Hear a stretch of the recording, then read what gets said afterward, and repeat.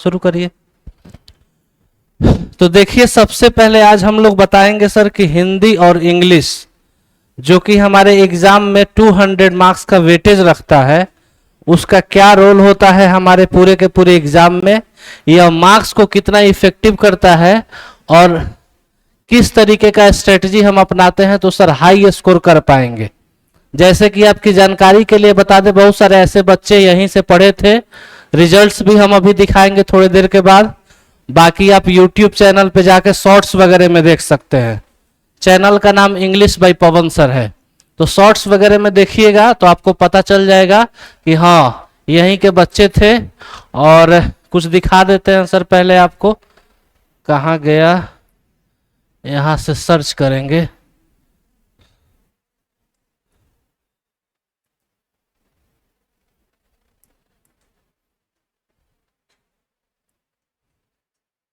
देखिएगा कुछ कुछ बच्चों का रिजल्ट है, इसी बार का रिजल्ट है।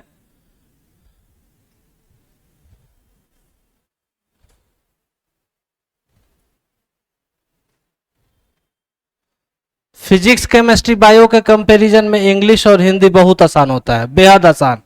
अभी देखिए, एक लड़की का नाम है जिसका नाम आप देख पा रहे हैं, खुशी कुमारी, इंग्लिश में 98 मार्क्स। अभी और दिखाते हैं सर।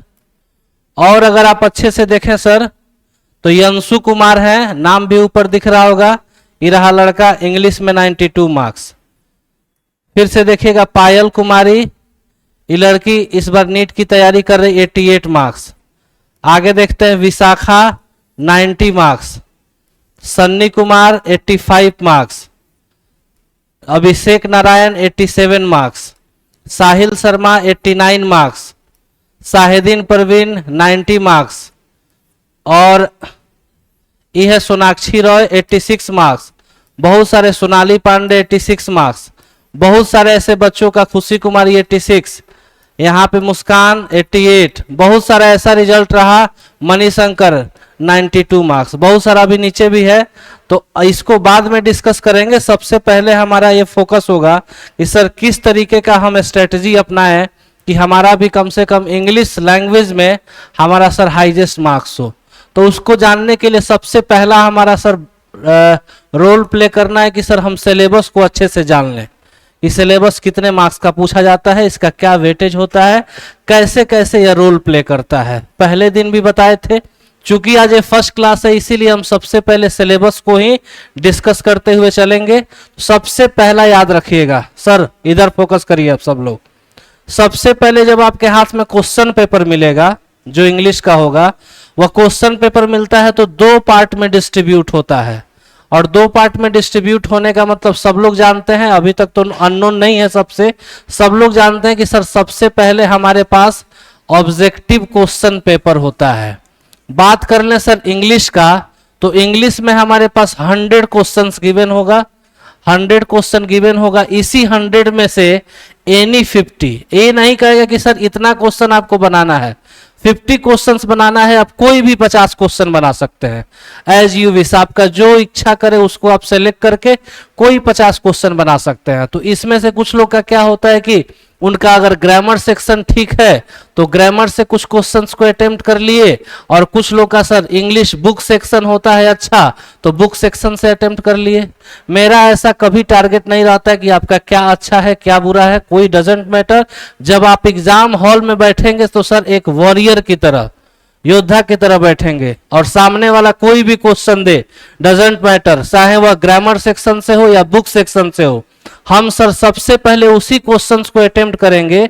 जब हमारे पास चॉइसेस 100 है तो हम काहे सर ग्रामर से बनाएंगे, काहे बुक से बनाएंगे, हम सबसे पहले क्वेश्चंस को सेलेक्ट करेंगे। तो जानकारी के लिए आपके बता दें, 1 से लेकर, ध्यान से सुनिएगा, कभी भी कोई भी आप एग्जाम का क्वेश्चन देते हैं तो सर उसको अटेम्प्ट करने का स्ट्रेटजी होना चाहिए।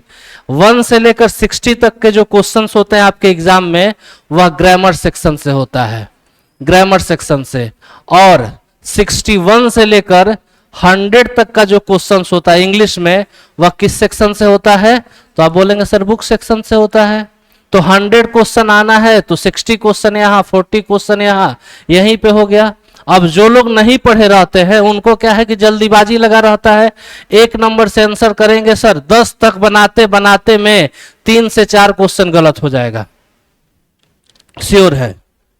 जो क्लास नहीं करते हैं, जिनको स्ट्रेटजी नहीं पता है, हम अपने बच्चों को हमेशा राय देते हैं कि सर आपको एक सटीक रणनीति अपनाना है, एक अच्छा से स्ट्रेटजी वे में जब क्वेश्चन को सॉल्व आप करिएगा तो क्या करेंगे सर, सबसे पहले 61 से क्वेश्चंस को अटेम्प्ट करते हैं।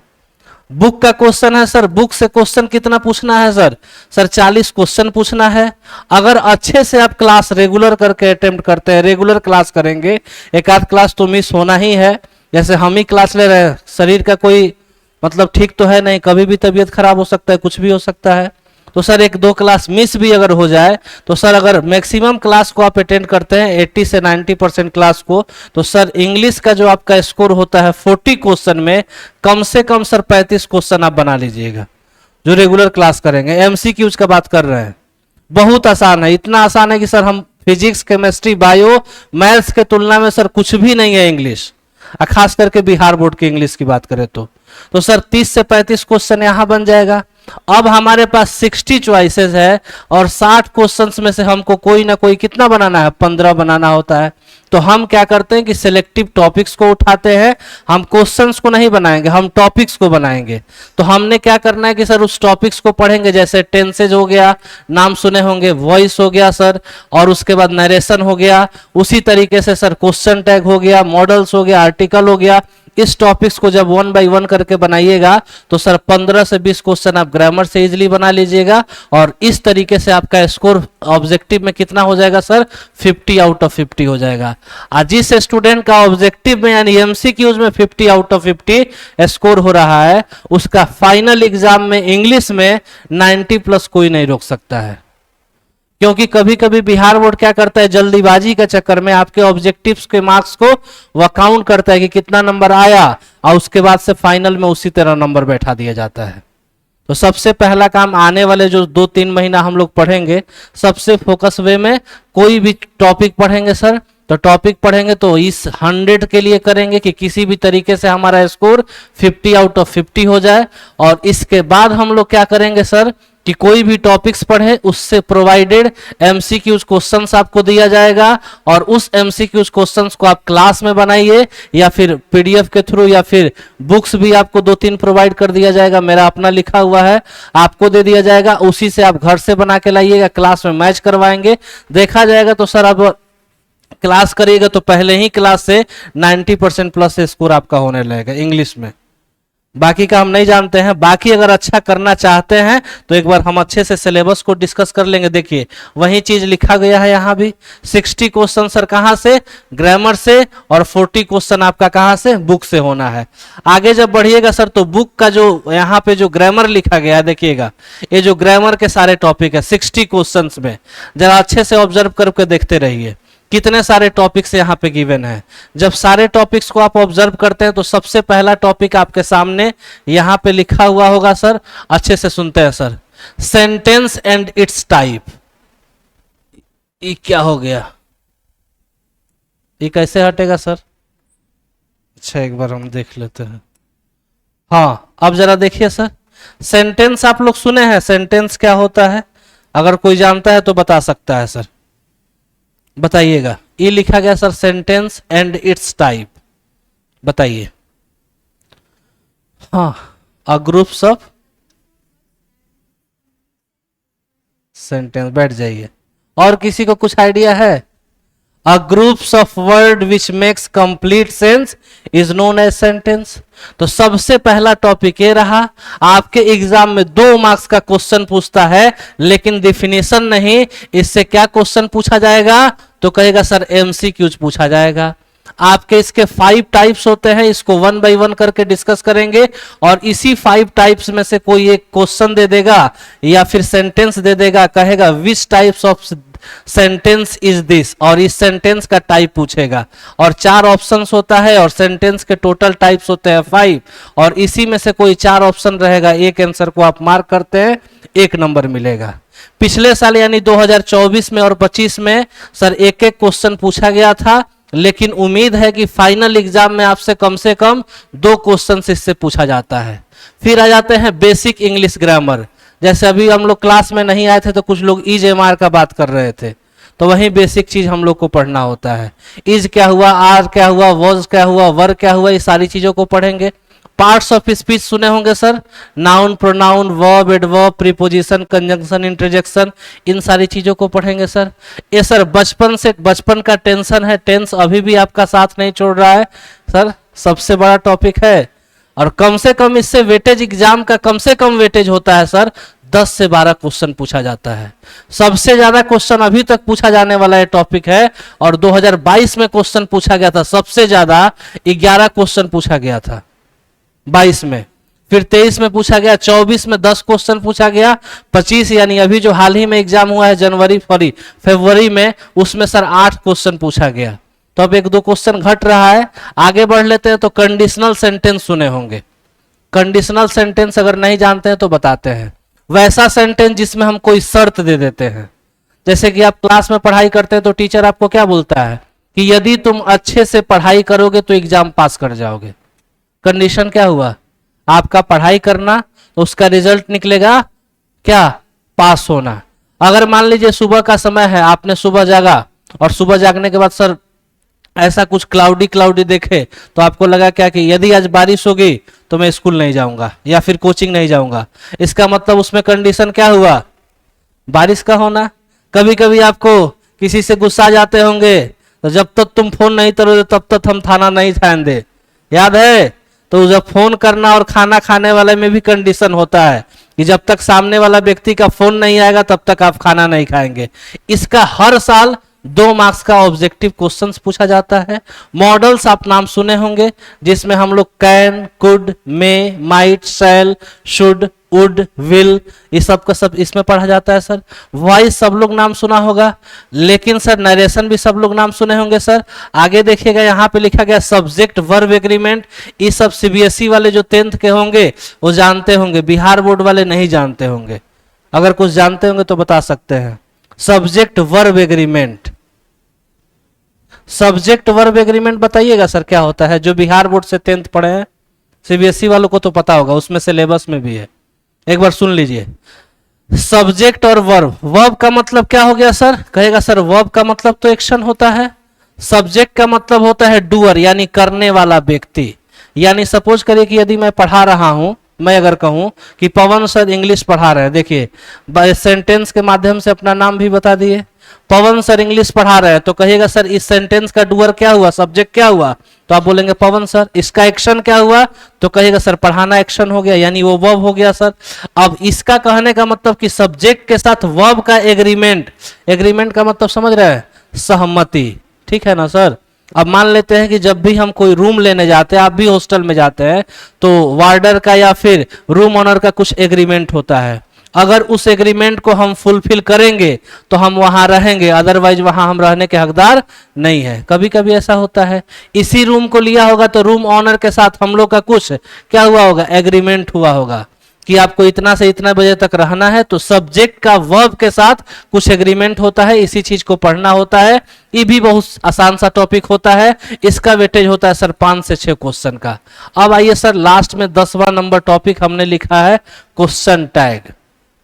बताइए क्वेश्चन टैग, ये भी हो सकता है नाम आप नहीं सुने होंगे, सुने हैं, बताइएगा। नीतीश सुने हो, और कोई नहीं। क्वेश्चन टैग क्या होता है, देखिए हम लोग डेली लाइफ में यूज इसका बहुत ज्यादा करते हैं, बहुत ज्यादा, सबसे ज्यादा इसका हम यूज करते हैं सर डेली लाइफ में। सपोज करिए कि कभी किसी मॉल में आप गए कपड़ा खरीदने, और आप अपने फ्रेंड के साथ गए और उसको दिखाया कि देखो ना कितना अच्छा ड्रेस है। अब आपका फ्रेंड आपको इग्नोर कर रहा है या कर रही है, तब बोलेगा अच्छा नहीं है क्या। तो अभी थोड़ी देर पहले आपने क्या बोला कि देखो ना कितना अच्छा लग रहा है। उस सेंटेंस को छोड़ के आपको लग रहा है कि मेरा दोस्त देखा है या देखी है, तब आप उस सेंटेंस को छोड़ के उस सेंटेंस को आप यूज नहीं बोल रहे हैं, आप छोटा सा एक टैग यूज कर रहे हैं। क्या यूज कर रहे हैं कि अच्छा नहीं लग रहा है क्या, तो अच्छा नहीं लग रहा है क्या ही क्या कहलाएगा, क्वेश्चन टैग कहलाता है। उसको इंग्लिश में इजंट इट, हैजंट इट करके निगेटिव के साथ बोला जाता है। खाना मम्मी अच्छा बना दी, अब मम्मी बोली कि बाबू आज खाना बहुत अच्छा बना है, टेस्टी बना है, आपका कुछ रिप्लाई नहीं आया तो मम्मा क्या बोलेंगी, नहीं बना है क्या, तो नहीं बना है क्या क्या कहलाएगा, क्वेश्चन टैग कहलाएगा। अब मान लेते हैं कि कल से अगर कंपैरिजन में देखा जाए तो आज मौसम ठीक ठाक है, गर्मी कम है, तो हम बोलेंगे आज मौसम बहुत साफ है। आपका किसी का रिप्लाई नहीं आया तो हम बोलेंगे नहीं है क्या, तो नहीं है क्या ही क्या कहलाता है, क्वेश्चन टैग कहलाता है। डेली लाइफ में अक्सर इसका यूज करते हैं कि नहीं करते हैं। ये तो हिंदी का बात हो गया, इंग्लिश को कैसे पढ़ेंगे बाद की बात है सर। आगे देखिएगा सर, प्रीपोजिशंस कम से कम क्वेश्चन सर 8 से 10 पूछा जाएगा, बचपन से हम लोग सब लोग जानते हैं। Combination of sentences, combination of sentences का मतलब हुआ क्या कि दो सेंटेंस दे देगा, दो सेंटेंस को कहेगा कि कंबाइन करके कोई एक सेंटेंस बना दीजिए। केमिकल रिएक्शन पढ़े होंगे, दो का रिएक्शन कराते हैं तो तीसरा जो प्रोडक्ट बन जाता है, तो उसी तरीके का ये भी होता है कॉम्बिनेशन ऑफ सेंटेंसेज। ठीक है, इसमें भी आगे बढ़ते सिनोनिम्स, नाम सुने हैं, समानार्थी शब्द जिसको हम लोग बोलते हैं। फिर एंटोनिम्स मतलब कि होता है अपोजिट वर्ड, जिसको बोला जाता है विलोम शब्द। आगे बढ़ते हैं करेक्ट स्पेलिंग, मतलब कि क्या करना होता है सर कि 3 ऑप्शन गलत होगा, एक सही होगा, उसी को चूज करना होता है। सबसे पहले हम आपसे पूछना चाहेंगे, जितने लोग हैं यहाँ पे, बताइएगा ट्यूशन का स्पेलिंग क्या होता है, कोई बता दे ट्यूशन का स्पेलिंग, एग्जाम में पूछा गया है। चलिए बोलिए, बैठ के ही बोल सकते हैं। चलिए बोल रही है TUITION, क्या बाबू ये सही है, बताइएगा। एक और स्पेलिंग हम लिख देते हैं, यहां पे लिख देते हैं, एक और स्पेलिंग लिख दिए, एक और स्पेलिंग लिख दिए, बताइए चारों स्पेलिंग में से कौन सा सही है। ऑप्शन नंबर ए, और ये हुआ बी, ये हुआ सी, और ये हुआ डी। बी नंबर ना, सबका बी नंबर हो रहा है ना। आप क्या कहना चाहोगे, तुम्हें से पूछ रहे हैं, बी नंबर। आप बी नंबर, आप गलत हैं, आप सही हैं बाबू, ऑप्शन नंबर ए ही सही होगा। देख रहे हैं मिस्टेक कैसे हो गया। इस चट्टा सब जितना होम ट्यूशन लिख ले रहता है, कंटेक्ट फॉर होम ट्यूशन, जाके देखना दीपक अपने एरिया में, ये गाय घाट पथरी जितना देखिएगा सब ई लिखा रहता है सब। मन तो करता है कि उतरे 2-4 गो फोन करे और 2-4 गाली दे। देखिए आप बच्चे को ना पढ़ाने जा रहे हैं, लिखा रहता है ना कंटेक्ट फॉर होम ट्यूशन। अब सर बच्चे को ही आप गलत स्पेलिंग बता दीजिए, कितना बड़ा बात है सर। ये गलत है, स्पेलिंग ही नहीं होता है, स्पेलिंग ये है, जाके गूगल करके देखिएगा। और सर 5 नंबर का स्पेलिंग पूछा जाता है, 5 नंबर का, ठीक 5 नंबर का स्पेलिंग पूछा जाएगा आपसे, कहेगा क्या कि 5 go spelling, choose the correctly spelled word. Intelligent का स्पेलिंग आपसे पूछा गया। अटेंडेंस का स्पेलिंग हम आपसे पूछेंगे, बताइएगा अटेंडेंस का स्पेलिंग।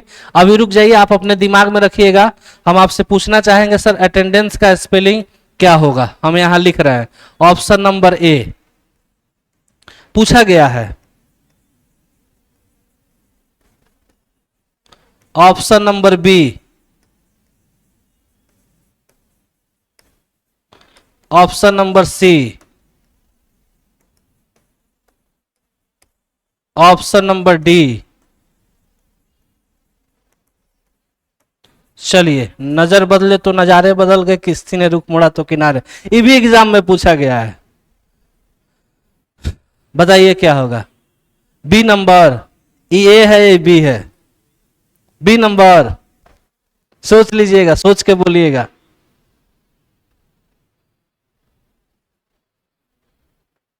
बी नंबर होगा, ए नंबर। आप कंफ्यूजन हो गए। देखिए एग्जामिनर कितना अच्छा, ईदुगो तो नहीं होगा, चलिए इसको हटा दिए। यही का सब स्पेलिंग ठीक है, देख रहे होंगे एक चीज का यहाँ पे अंतर आपको दिख रहा होगा सर, यहाँ पे सर ए का और यहाँ पे ही, इसी में खेला है, आंसर नंबर ई होगा, ठीक है ना। अब जो लोग ये कर रहे थे सही है, ये भी एग्जाम में पूछा गया। डिफिनीशन का स्पेलिंग कोई बता दीजिए, चलिए बताइए। गलत बोल दिए, एक बार फिर से कोशिश करिएगा। चलिए एक बार और बताइए, हम लिखते चलते हैं, बोलिएगा। DEFFIC, ना ना, एस नहीं है। लिख लीजिए, कॉपी पे लिख लीजिए, हम जानते हैं अक्सर, कॉपी पे लिखिए सब लोग, डिफिनीशन का स्पेलिंग लिखिए। वाह, लिखिए लिखिए, हाँ लिखिए, लिखिए तो जरा सब लोग।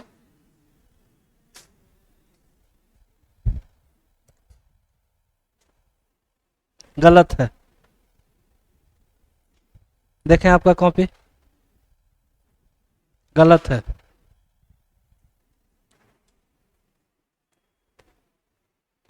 थोड़ा सा गलत है बाबू, लाओ बाबू,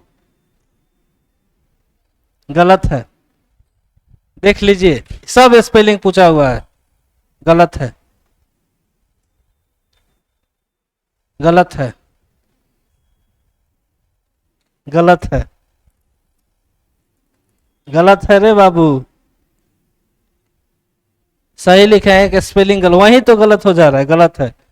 गूगल कर ला, कर ला गूगल कर रहा, देखा गूगल क्या बता रहा है, लाओ क्या लिखे हैं। अब सही है, चल, हाँ आपका भी तो ठीक लिखे हैं हो। ये बाबू एगो एफ हो जाएगा। हाँ गलत है, देख रहे हैं सर, पूरा क्लास गलत कर दिया, एक लड़का पीछे से वो सही किया था, यहां तक सब सही है। हम लोग को कंफ्यूजन जानते हैं क्या होता है, ई वर्ड जो लिखते हैं ना, डिफिनेशन पढ़ते डिफिनेशन है, तो नेशन आ गया तो नेशन हम लोग लिख देते हैं, कभी कोई ऑब्जर्व नहीं किया, और कभी कोई ऑब्जर्व नहीं किया, लेकिन बाबू डिफिनेशन नहीं होता है, डिफिनीशन होता है, तो स्पेलिंग में NITION होता है, बाकी आगे का तो सबका सही था। समझे कुछ चीज। अब जिन जिन को लगता है ना, बता देते हैं सर, मजाक नहीं, जिन जिन को लगता है कि इंग्लिश लास्ट में पढ़ लेंगे, 2 मिनट का बात सुन लीजिएगा, जिनको भी लगता है कि इंग्लिश लास्ट में पढ़ लेंगे, आपकी गलती नहीं है सर। जरूरी जितने भी लोग आए हैं, मैक्सिमम लोग मान लेते हैं पटना से बाहर के हैं, कुछ लोग पटना के हैं। होता क्या है कि हम लोग गांव से आते हैं, जो लोग पटना वाले लोकल कितने हैं, जरा हाथ खड़ा करिएगा, आप लोग बाहर के ही हैं, चलिए अब ठीक है।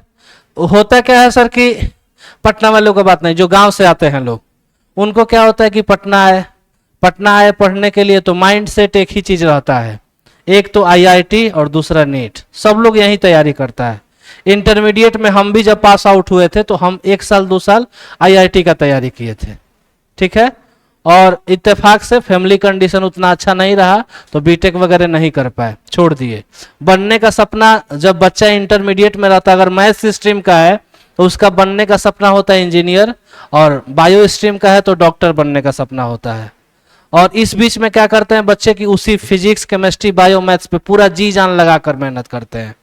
आज जब लास्ट समय आता है, जब 2-3 महीना बच जाता है, तो बच्चे लोग सोचते हैं कि अब तो बोर्ड एग्जाम आ गया, तो बोर्ड एग्जाम की तैयारी करते हैं। तो शुरू से बच्चा फिजिक्स केमिस्ट्री मैथ्स बायो पढ़ा, लास्ट में जाकर इंग्लिश और हिंदी का तैयारी के बारे में सोचता है, करता भी नहीं, सोचता है। अभी सोचते वक्त क्या होता है कि सोच लिया कि अच्छा इंग्लिश हिंदी भी पढ़ना है।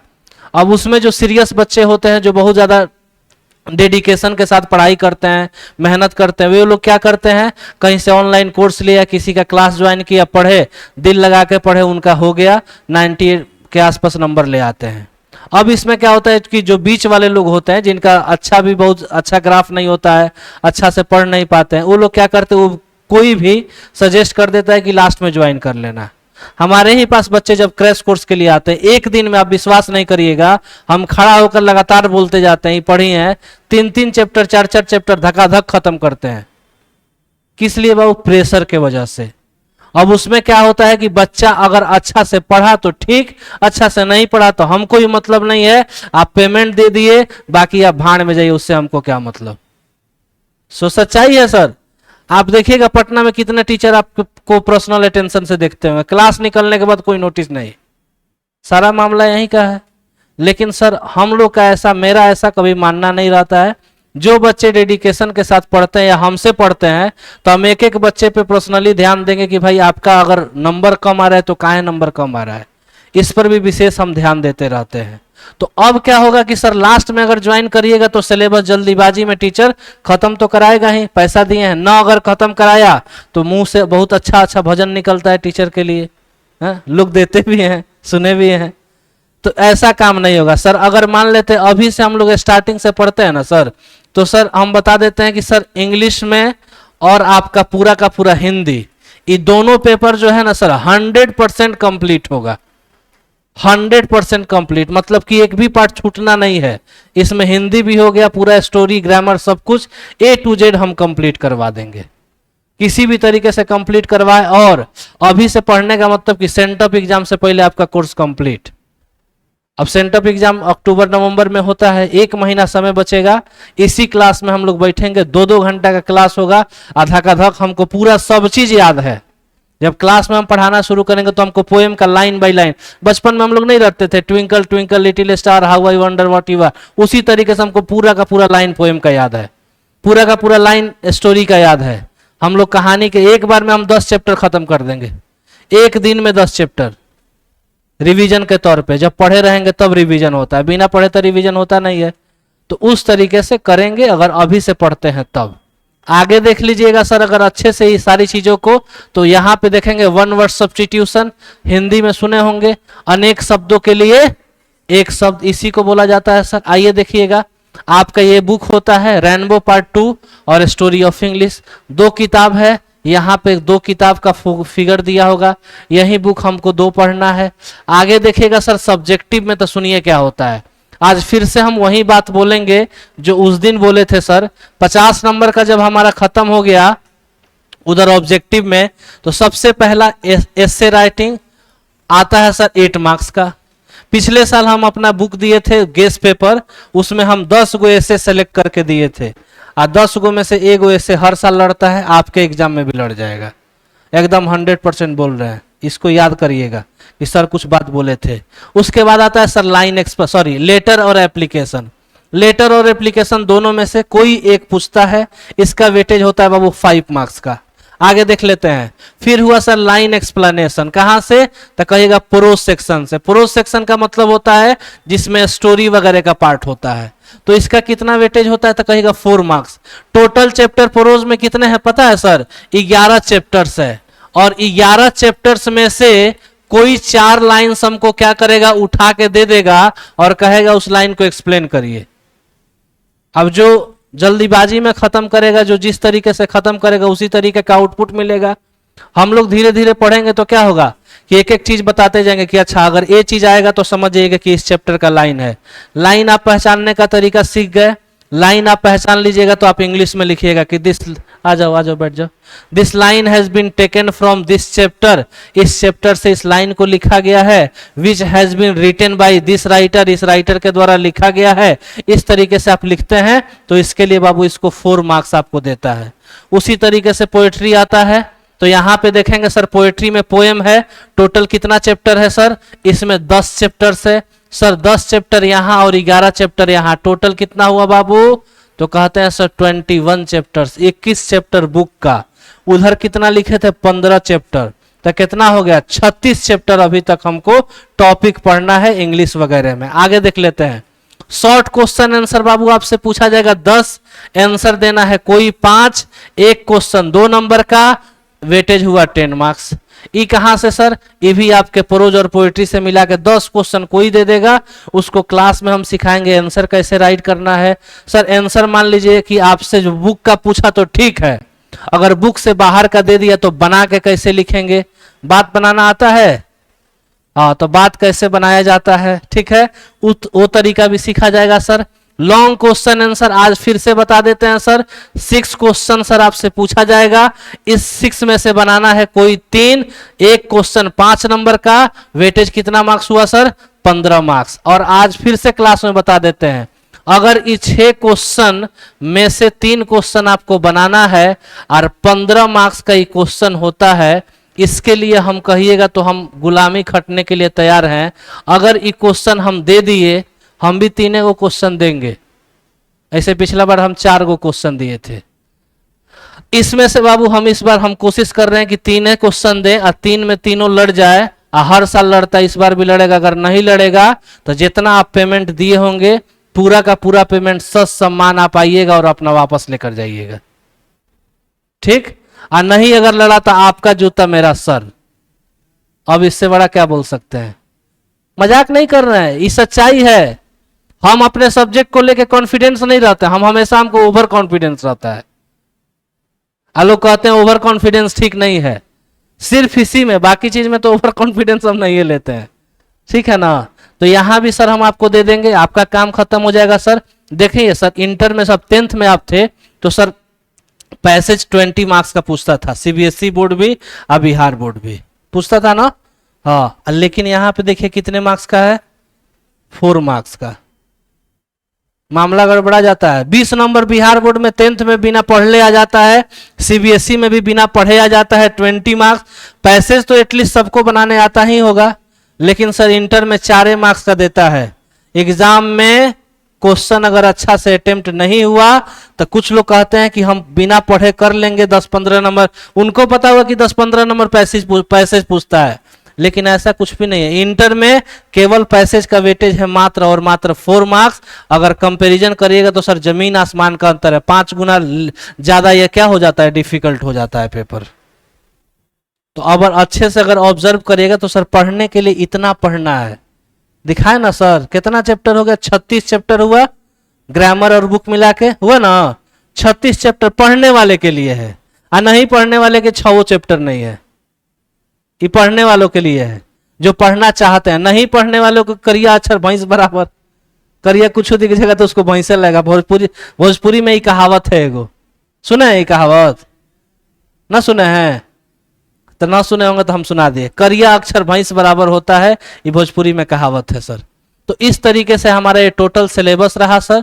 आइए 2-4-5 मिनट हम लोग कुछ गुफ्तगू करते हैं, पढ़ाई लिखाई की बात करते हैं, फिर आपको छोड़ देंगे, फिर आप घर जाइएगा। और आपको हम बोल देते हैं फिर से कि सर कम से कम आप हमको समय दीजिएगा तो ही हम कुछ कर पाएंगे, अदरवाइज हम क्या नहीं है, अलादीन के चिराग नहीं है कि रगड़ने से आपका काम कर देंगे, ठीक है ना। समय दीजिएगा तो ही जाकर कुछ होने वाला है। अच्छा, कुछ क्वेश्चन हम आपसे पूछेंगे सर, ताकि हमको भी आपके बारे में पता चले कि हाँ किस लेवल के बच्चे बैठे हुए हैं। पता चलेगा तब ना, क्योंकि आपका पहला दिन, मेरा भी पहला दिन, हम आपको जानते नहीं अच्छे से, आप हमको अच्छे से जानते नहीं है। तो सर इंग्लिश में एक चीज है, सबसे पहले हिंदी का एगो चैप्टर है, बातचीत चैप्टर है, जिसमें बालकृष्ण भट्ट लिखे हैं उसको। बातचीत बोला गया कि 2 व्यक्ति के बीच असल बातचीत होता है। जो फोन पे बतियाते हैं, एक आप और एक आपके वो 2 लोग रहते हैं ना, 2 ना लोग हो, और 2 लोग के बीच असल बातचीत होता है, थाना थाए हो, यह 2 लोग के बात असल बातचीत 2 लोग के बीच हो ही सकता है। आपका जितना पर्सनल चीज होगा आप उसको शेयर करिएगा, उधर से जितना पर्सनल चीज होगा आपको शेयर होगा। खाना को थाना बोला जाएगा, हैं वो सब का सिर्फ 2, तो हम लोग भी 2 लोग हैं, हम और आप। तो सबसे पहले जान लेते हैं कि आपका क्या लेवल है, किस तरीके का है, फिर पढ़ते हैं, 2-4 क्वेश्चन देते हैं। लेवल जब हमको पता चल जाएगा तो उसके हिसाब से हम अपलिफ्ट करेंगे, ठीक है। ज्यादा नहीं, 2-3 क्वेश्चन पूछेंगे सर आपसे। सब लोग जानते होंगे सर, इसका नाम तो सब लोग सुने होंगे, सब लोग नाम सुने होंगे। इसको सर ग्रामर में हम किस पार्ट में रखते हैं, तो बोलिएगा सर इसको तो हम आर्टिकल्स की कैटेगरी में रखते हैं सर। ज्यादा नहीं, 4-5 क्वेश्चन दे देते हैं सर, लिखना नहीं है। आज आप हमको जानिए, हम आपको जानते हैं, और उसके बाद अगले क्लास से लिखने और पढ़ने की काम किया जाएगा सर।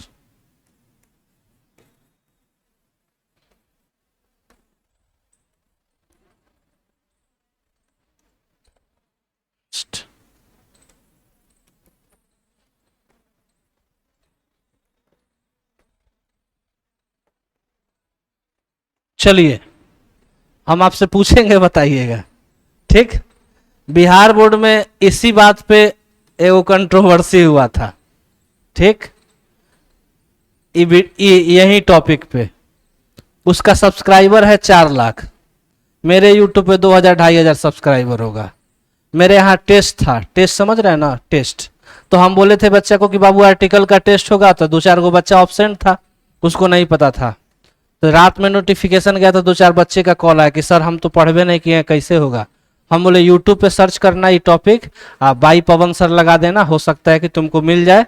तो उस समय मेरा नया चैनल था, नहीं आया सर्च लिस्ट में, किसी दूसरे का वीडियो आ गया। इस सब तरह का क्वेश्चन हम अपने टेस्ट में दिए थे। एग्जाम बच्चा जब दिया टेस्ट, गलती कर दिया, तो गलती करने के बाद उसको हम बहुत डांटे, उससे पूछे कि भाई बताओ सब बच्चा सही किया, तुम कहीं दूसरे प्लेनेट से आए हो कि गलती कर दिए। तो बोला कि नहीं सर हम कहीं देखे थे। हम बोले जाओ तो वीडियो दिखाओ। तो जब वीडियो दिखाए तो हमको पता चला ना, तो वीडियो बनाए और उनको भर मतलब हम गलियाए, यूट्यूब पे खूब गलियाए थे। फिर मारने उड़ने का धमकी वमकी आया हमको। हम बोले कि हम डरते तो किसी के बाप से भी नहीं है, जो होगा देखा जाएगा। अभी वीडियो पड़ा हुआ है, अभी वीडियो पड़ा हुआ है, 1 मिलियन सब्सक्राइबर वाले को भी लतड़े थे। तो हम अपने सब्जेक्ट पे पकड़ रखते हैं। हम आपसे पूछेंगे, आप बताइएगा बाबू इसका आंसर आप क्या करेंगे, ए लगाएंगे कि एन लगाएंगे।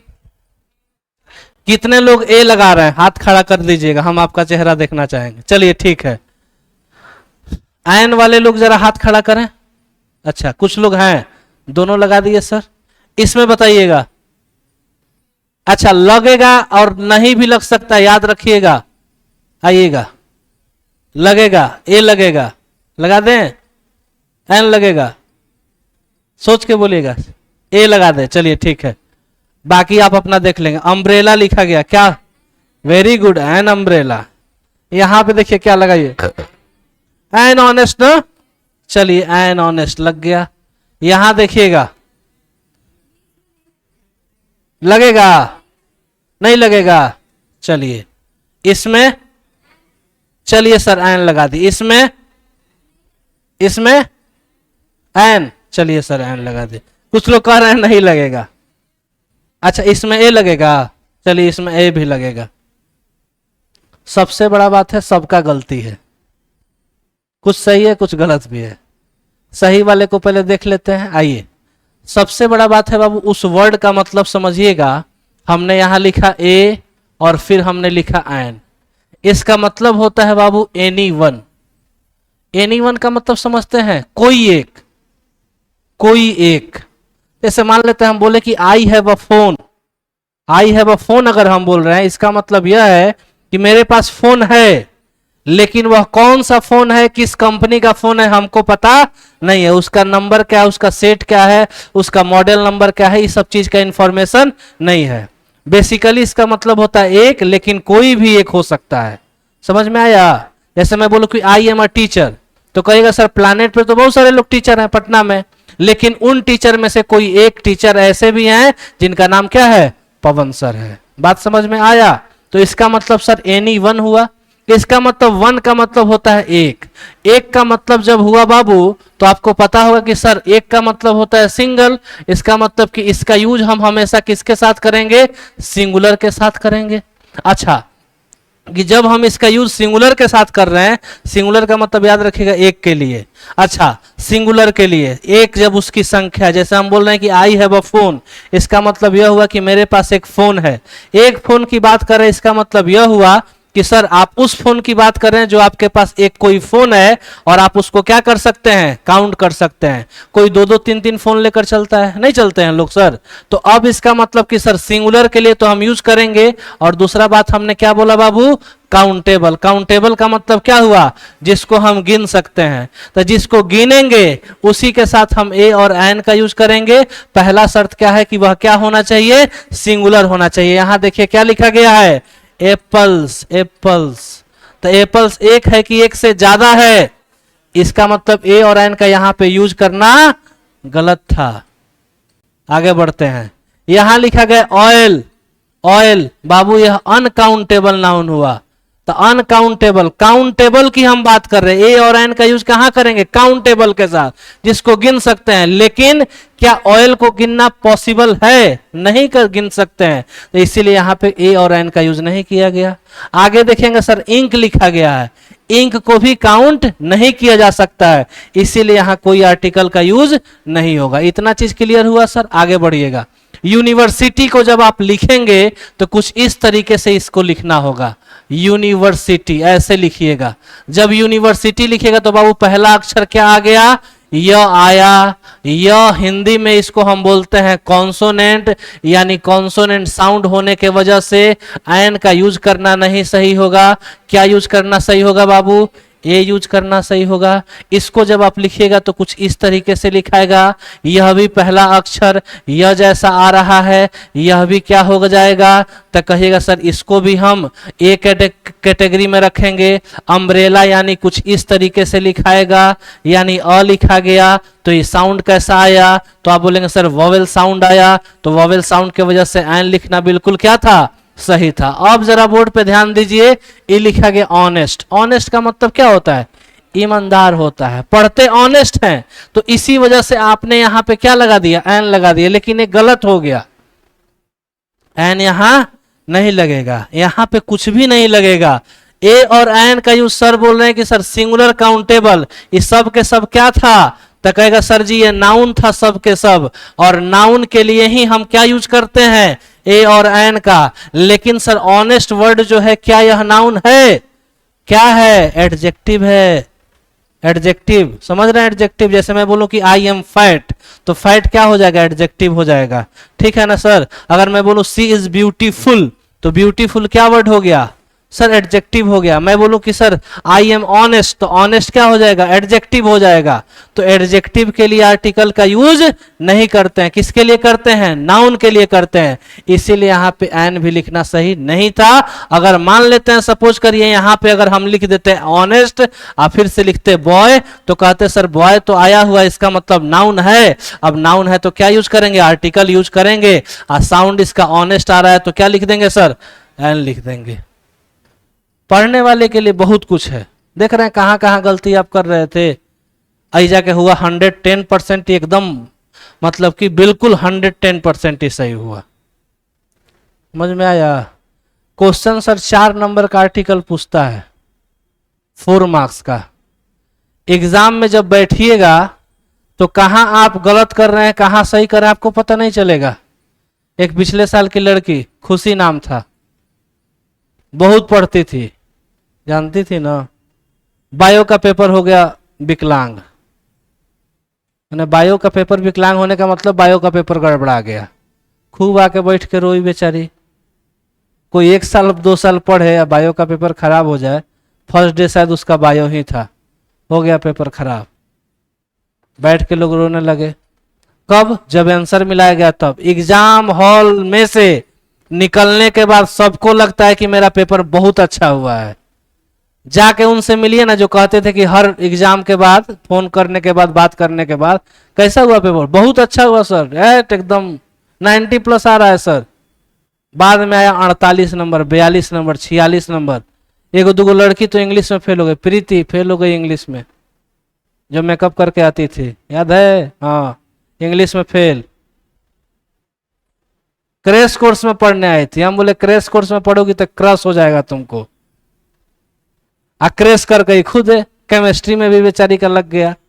व्हाट, सोच सकते हैं सर। हम ऐसा नहीं कि आपको हम कुछ डरा रहे हैं, डराने वाली कोई बात नहीं है। तो सर अगर पढ़िएगा कोई भी टॉपिक ना डेप्थ में, तो आपको पता चलेगा कि सर है इसका क्या है सर, इसका मेरिट और क्या इसका डिमेरिट होता है, क्या इसका रियल लाइफ में यूजेज होता है, कैसे हमको पढ़ना होता है, कितना कितना चीज को छोड़ना होता है, बहुत सारा चीज है। सिर्फ इसी में नहीं, टेंस में, वॉइस में, नरेशन में। हम तो आपको क्वेश्चन दे देना सर, तो आप बता रहे हैं कि सर आप गलती कर बैठिएगा। क्वेश्चन देंगे तो ही गलत हो जाएगा। सबसे होता है, आप ही से नहीं, सबसे होता है। क्योंकि सर आप उस लेवल का पढ़ाई नहीं पढ़े, इंग्लिश में ही या कोई भी टॉपिक हो सर, गलती आप कर देंगे। क्योंकि आप तो अभी स्टूडेंट, अभी सीख रहे हैं। लेकिन हाँ, जब आप सीख लीजिएगा, जब पूरा का पूरा आपका मतलब कि कोर्स कंप्लीट हो जाता है, तो हम ऐसा मानते हैं कि सर इंग्लिश में सर आपको कोई पीछे नहीं कर सकता है। आप एक बार जाइएगा चैनल पे, विजिट करिएगा, English by Pawan sir, shorts में देखिएगा आप। 1-2 बच्चा नहीं, मतलब सैकड़ों बच्चे, 98, 97, 96, यहां तक कि टॉपर। बाकी का तो बात हटा दीजिए, हम नाम उस दिन भी लिए थे, आज भी नाम है। शकीला जाहिद, नहीं शकीला वाहिद, पटना का रैंक 1। सदफ जाहिद, पटना का रैंक 4। इंतखाब सीतामढ़ी का लड़का था, रैंक सेकंड। ये सब डिस्ट्रिक्ट रैंक है लो। इसका डिस्ट्रिक्ट में भी रैंक नहीं है, मतलब ओवरऑल भी सामने दिखाए ही रिजल्ट।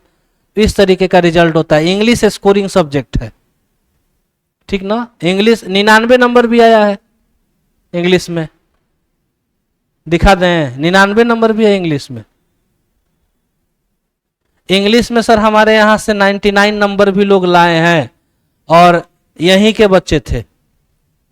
दिखाते हैं सर, कहाँ होगा, मतलब पवन सर डिस्टेंस, हाँ इसमें होगा। इस सब बच्चे का देखिएगा, अमिका शर्मा, देखते जाइए। टोटल नंबर पहले देखिएगा इस लड़की का 458। ये भी लड़की है, टॉपर वेरिफिकेशन में भी इसके साथ गए थे। देखिएगा सर, यहाँ पे इंग्लिश लिखा हुआ है। इंग्लिश में कितना नंबर है, 95। हिंदी में है 89। और देख लीजिए, एक एक गो है वो, कैसे एक एक गो आ गया।